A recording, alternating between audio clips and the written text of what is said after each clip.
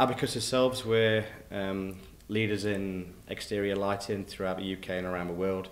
We're manufacturing here in Sutton Ashfield, Nottinghamshire, and we do all exterior lighting, steel manufacturing, so we make things such as floodlighting masts, floodlights, street lighting columns, car park lighting, etc, really. And been fortunate enough to work on some of the largest stadiums in and around the world, including Lords, the Oval, Trent Bridge, West Bromwich Albion Football Club, and now we're lucky enough to work with Yorkshire Cricket Club.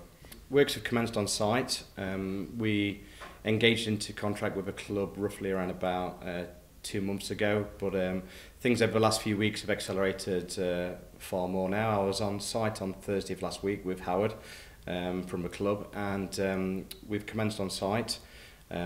Funnily enough, we're doing some works in some police cells, which I never really knew existed at the club, and next to some ladies' toilets, where we're knocking through in a stand. So basically what that means is we started the electrical works basically, and we're currently building some new rooms within inside the stadium to house our electrical control gear. From a project point of view, we have manufactured the masts up to a certain extent here, which I'm led to believe you've seen today. Those masts are pretty much in a raw state at the moment, where they've either been galvanised or they're in a position where they're getting ready to be galvanised. So that basically means that those masts are pretty much about 70 to 80% ready, and that's with a view of getting those ready for Christmas. We have work starting on site to another level on the 5th of January, which is piling for the masts, which is quite unique because we're having to design something specifically for the stadium and the masts because it's so big, around about 56 metres high. The groundworks, the digging, trenching, all the mucky stuff is being done in the first 2-3 weeks in January, with a view to putting our first mast up on site roughly the final week in January. From there's going to be a lot of electrical works, putting the remainder of the masts up. We anticipate that's going to take us throughout February and leaving us with March and April where floodlights are going to be put on. The electrical installation is going to be complete. The final testing, aiming at the floodlights, commissioning of the floodlights. All being well, that the keys will be handed over in April for the clubs to start using floodlights. And how do you actually get them to Headingley, from here to Headingley? Good question.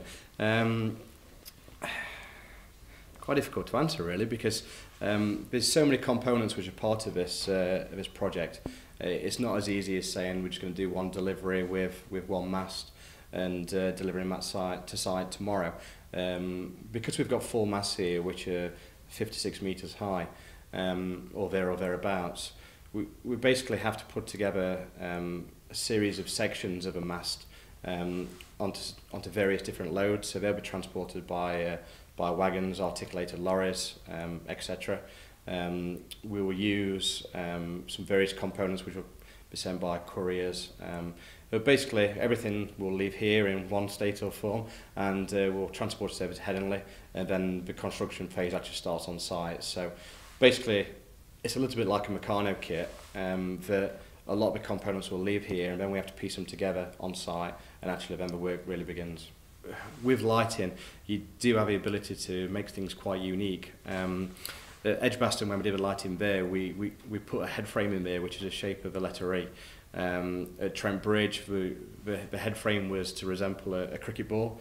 We've done other installations around the world which have followed something very similar. At Headingley, we wanted to do something with a consultant which was unique, so certainly something which is challenging, very unique, but certainly something which will be different from any lighting scheme around the world.